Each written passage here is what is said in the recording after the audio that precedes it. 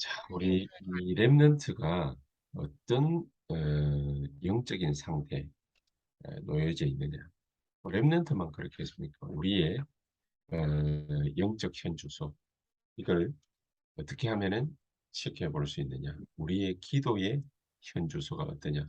그거 보면은 정확하게 알 수 있습니다. 그래서 바울 같은 경우에 분명한 답을 가지고 항상 시작을 했죠. 이 바울이 주는 답은 간단했습니다. 가는 데마다 이 얘기를 했습니다만은 예수 그리스도의 당에서 또 하나님 나라, 하나님 나라의 일, 이걸 특히 오늘 본문에서도 석 달 동안 하나님 나라의 일에 대해서 담대히 설명했다. 그렇게 되어 있습니다. 바울은 얼마만큼 확실하게 이 얘기를 갖다가 했냐. 듣는 사람이 복음이 실제 힘이 되도록 그렇게 설명을 한 것입니다. 복음이 실제 힘이 되려면은 뭐가 필요하겠습니까? 기도가 돼야 되겠죠. 그래서 기도가 되어지도록 그렇게 정확하게 설명을 한 것입니다. 자, 그러면은 우리에게는 어떻게 시작해야 되겠습니까? 이 목사님이 이렇게 표현을 했죠. 내가 기도를 이렇게 시작해야 되겠구나. 이런 생각이 그게 우리 기도의 시작이다. 잘 안 되면은 어떻게 합니까? 이렇게 얘기를 갖다가 하는 사람들이 많은데 잘 안 되면은 다시 시작하면 됩니다. 자꾸 자꾸 도전을 하면 됩니다. 언제까지 말입니까? 내게 영적 시스템이 만들어질 때까지 계속해서 또 하고 또 하고 또 하고 계속 하면 됩니다. 자, 이렇게 되어지는 사이에 우리가 조금만 기도했는데 하나님 주시는 응답은 어떻습니까? 24, 25 영원으로 오는 것입니다. 조금 우리가 영적 시스템이 갖추어지고 조금 기도하기 시작하면 하나님이 우리에게 주시는 응답은 23.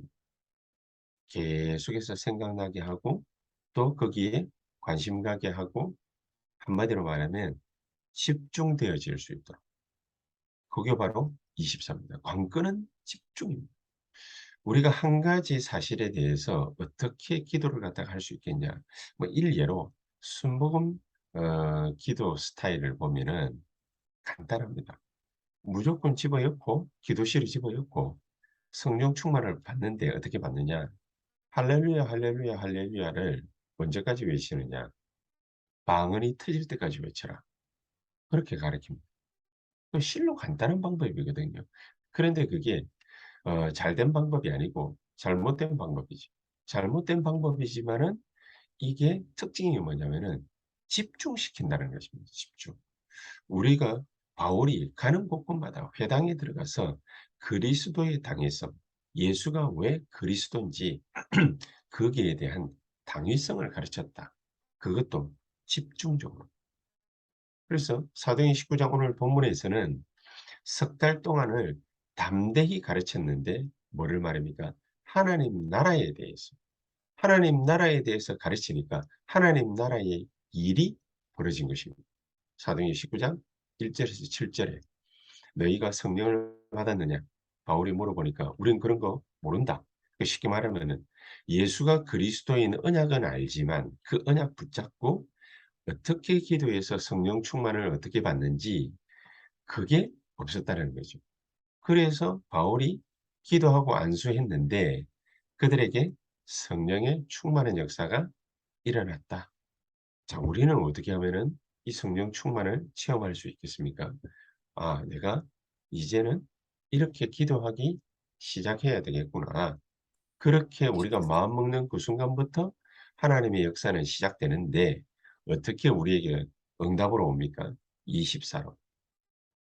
내가 계속해서 여기에 집중할 수 있도록 정말로 성령의 충만함에 그 역사 속에 들어갈 수 있도록 하나님이 나를 이끌어 주시는 거죠. 24.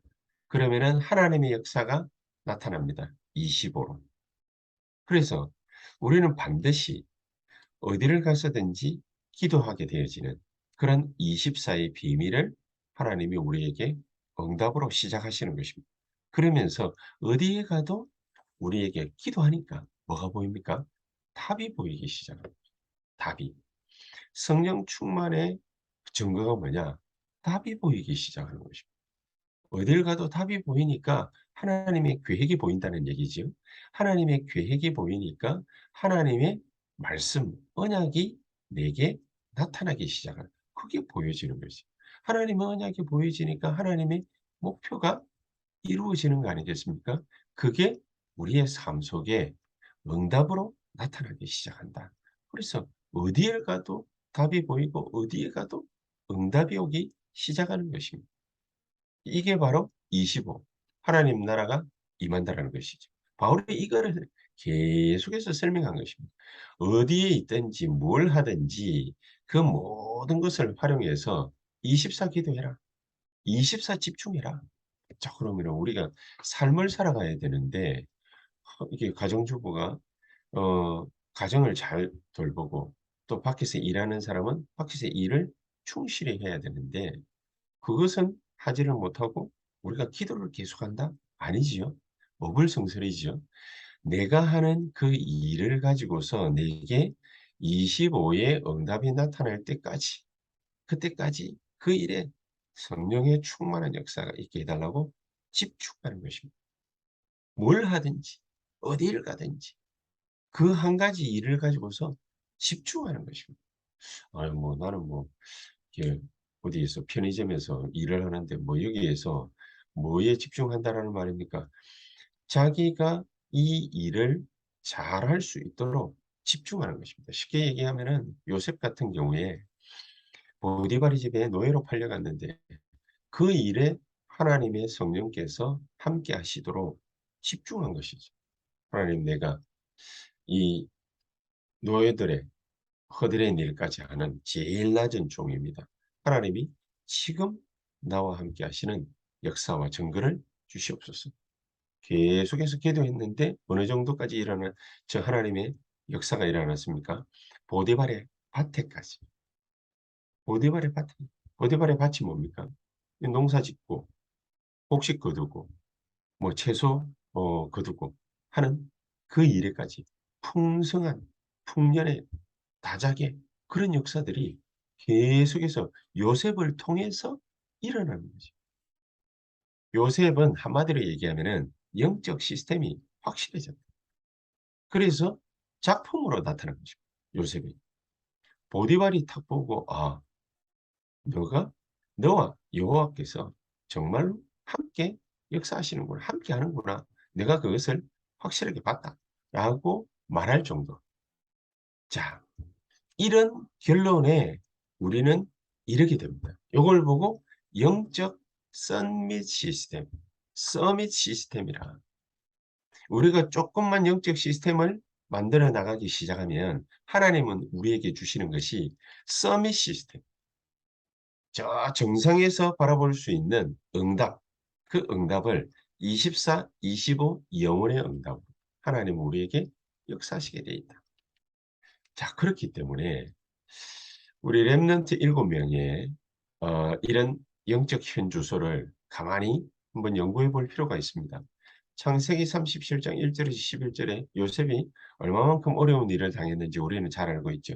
그런데 그 속에서 엄청난 기도의 비밀을 요셉은 붙잡게 됩니다. 그것을 요셉은 11절에 보니까 야곱이 그 말을 듣고 마음에 두었더라. 마음에 간직했더라. 돼 있는데 이미 야곱이 마음에 간직할 정도로 요셉이 그 마음에 정확하게 각인뿔이 체질된 거죠. 그러니까 꿈에까지 나타나지 않았겠습니까? 자, 이게 24, 25 영혼의 영적 시스템이다. 자, 이게 이렇게 어려움이 기도의 비밀로 그게 24, 25 영혼의 영적 시스템으로 바뀌면서 노예로 갔는데 잠시 힘들었을 뿐이지 노예살이 가운데 감옥에 갔는데 감옥살이 가운데 또 총리가 됐는데 총리 생활 가운데에 모든 하나님의 역사 다 일어나고 나타나게 된 것입니다. 모세 경우에는 어떻습니까? 나이 80 될 때까지 아무 일도 일어나지 않았죠. 그러나 호렙산에서 놀라운 광경을 보게 됩니다. 고생도 미디안에서 많이 했지만 하나님의 시간표가 드디어 온 것이죠. 80에 정확하게 부름을 받았는데 이 모세에게 24, 25 영혼의 영적 시스템, 이게 딱 생겨나게 된 것입니다. 아, 내가 이렇게 기도해야 되겠구나. 이러면서 계속 기도하게 되면은 24, 25 영혼의 영적 시스템이 발동하게 된다. 사무엘이 이것을 어릴 때 경험을 한 것입니다. 사무엘이 어릴 때. 어릴 때 이게 생겨나니까 사무엘은 시간 갈수록 말 한마디 땅에 떨어지지 않았다. 다윗도 마찬가지입니다. 어릴 때 이게 만들어지니까 사무엘을 만나고 난 이후에 사무엘이 메시지를 다윗에게 주었죠. 그 받은 메시지대로 하나님의 역사가 일어나기 시작하는데 블레셋을 꺾어버려요. 블레셋만 꺾었습니까? 전 이스라엘 백성들의 마음을 하나로 귀결시킵니다. 뭘로 말입니까?